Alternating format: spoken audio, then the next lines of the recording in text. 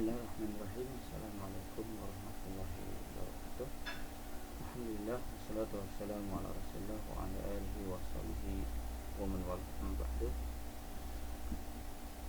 Anak sekalian yang dirahmati Allah Subhanahu wa taala, bagaimana kabar kalian? Mudah-mudahan dalam keadaan sehat selalu dan senantiasa dalam lindungan Allah Subhanahu wa taala. Insyaallah pada kesempatan ini kita akan bahas tentang ikhlas.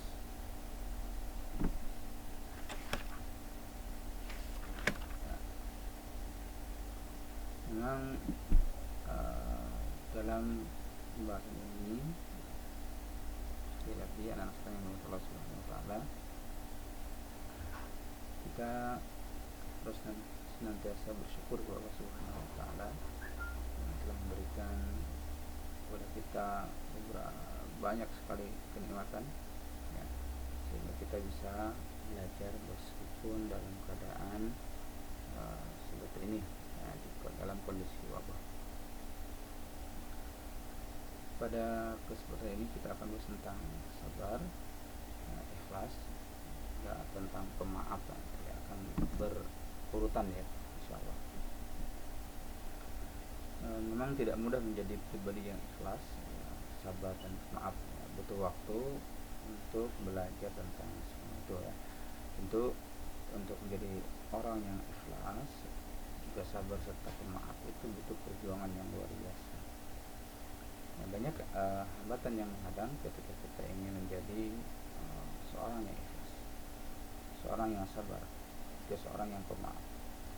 Namun tetap, ya, kita harus yakin bahwa Allah Subhanahu wa taala akan memudahkan kepada kita yang mau berusaha dan bekerja untuk mencapai sesuatu yang kita inginkan. Tentu pada kesempatan ini kita akan belajar tentang bagaimana kita berbuat, ya. Kata ikhlas sendiri itu berasal dari bahasa Arab, ya, kata khalasa, ya, maksud ikhlas artinya murni, tidak bercampur dengan yang lainnya. Contoh lain misalkan labanul khalis, maka dalam bahasa Arab itu artinya, dalam bahasa kita, susu yang tidak bercampur dengan apapun. Laban, susu, khalis itu murni, ya, tidak bercampur dengan air, tidak bercampur dengan gula, tidak bercampur dengan hal-hal yang lain. Ya, khalasa syai', ya, membersihkan, memurnikan sesuatu. Dengan demikian, ikhlas berarti memurnikan sesuatu, ya, dalam konteks kajian tauhid dan akhlak tentu bisa dimaksudkan dalam memurnikan penghambaan kita dan ketaatan kita kepada Allah Subhanahu wa taala semata. Nah, ini konteks dalam masalah akidah. Secara istilah yang kita maksud dengan ikhlas adalah ikhlas berarti mengerjakan amal perbuatan lillahi ta'ala semata-mata karena Allah dan tidak mengharapkan, tidak karena yang lainnya, ya. Yang diharapkan hanyalah ridho dan balasan dari Allah Subhanahu wa taala. Ya, ada sebagian ulama di sini mendefinisikan bahwa Allah tatluba amalika syahid. Kita tidak perlu mencari atau meminta saksi atas amalan-amalan kita. Cukuplah Allah Subhanahu wa taala yang memberikan saksi. Wa kafa billahi syahida. Surat Al-Fatah ayat 8. Wa kafa billahi syahida. Dan cukupkanlah Allah sebagai saksi atas segala amal perbuatan kita. Nah, anak-anak sekalian yang dirahmati Allah Subhanahu wa taala, tentu dalam buat ikhlas itu ada faktor-faktor yang harus kita pahami, ya. Yang pertama terkait dengan niat ikhlas, ya. Untuk keikhlasan itu muncul, ya, diawali dengan niat dulu, ya. Niat, ya. Niat ini merupakan hal utama dalam pekerjaan kita, karena setiap perbuatan itu bergantung kepada niat kita, ya. Innamal a'malu bin niat, segala sesuatu perbuatan itu tergantung kepada niat kita. Niat kita mau apa, ya, bagaimana dan seterusnya itu tergantung pada niat kita. Ya, kalau niatnya hanya ingin mendapatkan pekerjaan, maka yang dicapai pun akan apa yang kita niatkan. Kalau kita belajar niatnya karena Allah Subhanahu Wa Taala, maka Allah Subhanahu Wa Taala akan memberikan semua keperluan kita, ya, semua keinginan yang kita inginkan. Nah, jadi Allah Subhanahu Wa Taala. Kemudian ya, itqanul amal. Ya. Itqanul amal ini, ya, mengerjakan sesuatu itu ya harus benar-benar dikerjakan. Ya, benar dikerjakan. Ya, niat ikhlas ya, harus diikuti dengan amal yang sebaik-baiknya. Ya. Ayyukum ahsanu amala itu ya. Di surat Al-Mulk itu ayyukum ahsanu amala, ya. Kalian itu ya, kita ini semua ya akan dilihat oleh perbuatan kita sendiri. Ya, itqanul amal, ya, niat tadi ya, dalam berikhlas itu akan disertai dengan itqanul amal, membuktikannya dengan melakukan perbuatan-perbuatan baik, ya, sebaik-baiknya. Kualitas amal kita tidak ada kaitannya dengan imbalan materi. Jadi benar-benar murni karena Allah Subhanahu. Tidak ada kaitan dengan imbalan-imbalan yang lain. Ya. Kemudian selain itu juga jaudatul ada. Jaudatul ada ini maksudnya ikhlas yang menyangkut dengan pemanfaatan hasil yang diperoleh. Misalkan menuntut ilmu tadi ya, setelah misalkan seorang muslim berhasil melalui dua ikhlas, yakni niat ikhlas karena Allah Subhanahu Wa Taala dan belajar dengan rajin, tekun dan disiplin, maka setelah itu kita berhasil mendapatkan ilmu. Kemudian bagaimana cara kita memanfaatkan ilmu dengan sebaik-baiknya. Jadi setelah misalnya belajar nih, kalian terus belajar, maka ilmu yang didapat itu harus kita sampaikan kembali, kita amalkan kembali ya, kepada yang lain. Tentu dengan dasar niat karena Allah, tidak mengharapkan imbalan apapun. Kenapa? Karena tadi kafa billahi syahida. Cukuplah Allah yang menjadi saksi atas perbuatan amal kita. Nah, terus bagaimana kita bisa menjaga keikhlasan kita? Yang pertama, kita berusaha menjaga amalan sunnah yang bersifat rasa. Kalau wajib kan sudah tentu ya, nah, itu amalan wajib kita sudah pasti kita laksanakan. Nah, yang bersifat sunnah ini yang kita harus jaga juga ya, yang disebut rahasia tanpa pengetahuan orang lain. Misalnya nih, kalau kita melakukan puasa sunnah jangan sampai ada yang tahu, kecuali bila dalam keadaan terpaksa misalnya gitu ya.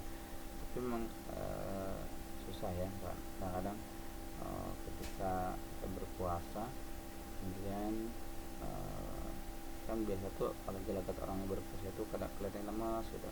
Nah, itu jangan sampai kelihatan kalau kita itu berpuasa. Yang kedua, melakukan amalan sunnah yang bersifat terang-terangan. Misalkan nih kalian di sekolah ya, atau dimanapun, kapanpun ya, sholat duha misalkan, kalau misalkan di sekolah berjamaah ya, atau sholat duha sendirian di masjid bisa kelihatan ya, seperti terang-terangan. Kalau bisa menjaga keikhlasan itu tidak apa-apa, Kemudian yang ketiga ya, yang perlu diingat bahwa jika kuat dengan pujian, misalkan kita melakukan amalan sunnah dan kita insya Allah nih kuat dengan kalau ada pujian, kalau ada cemoohan dan sebagainya, disanjung, itu kalau kita kuat ya, kita lakukan terang-terangan, tidak apa-apa.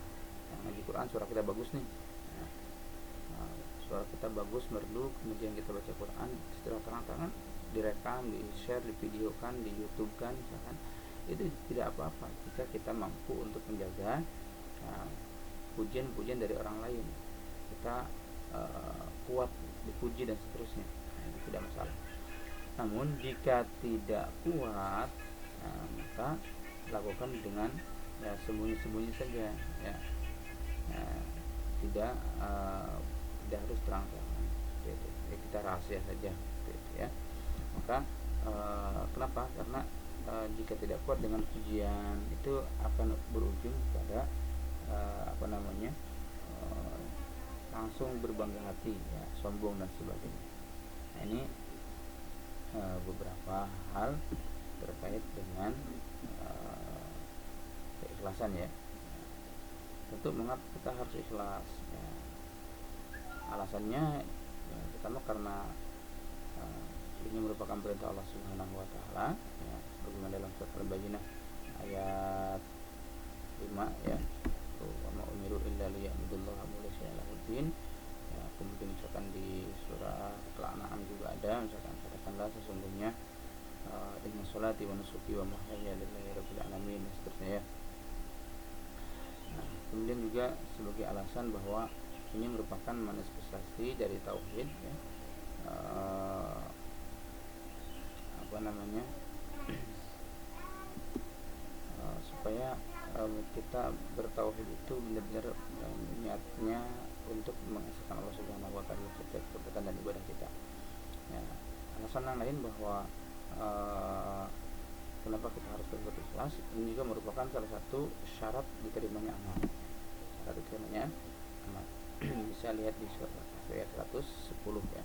Ya, nanti bisa buka ya. Kenapa?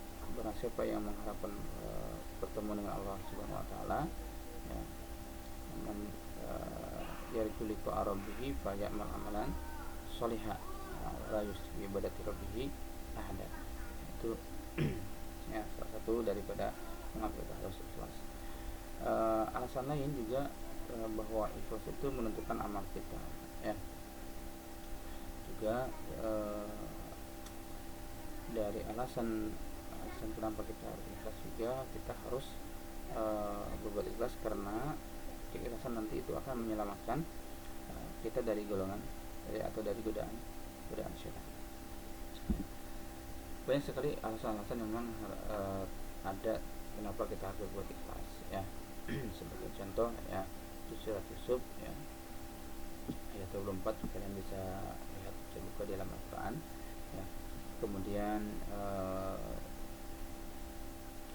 kita berbuat ikhlas itu akan terhindar daripada kecelakaan di akhirat kelak ya. Nah, kita akan dijaga oleh Allah Subhanahu wa taala.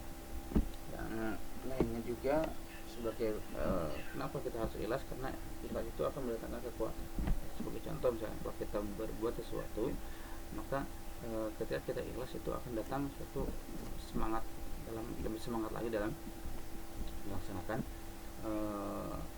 perbuatan itu ya, kita akan kuat dan seterusnya. Nah, maka dari itu anak sekalian yang Allah Subhanahu wa taala, beberapa poin penting yang bisa disampaikan, mudah-mudahan kalian bisa memahaminya, bisa mengingatnya dan bisa mengamalkan dalam kehidupan sehari-hari. Ya, hadanallahu wa iyyakum ajmain. Assalamualaikum warahmatullahi wabarakatuh.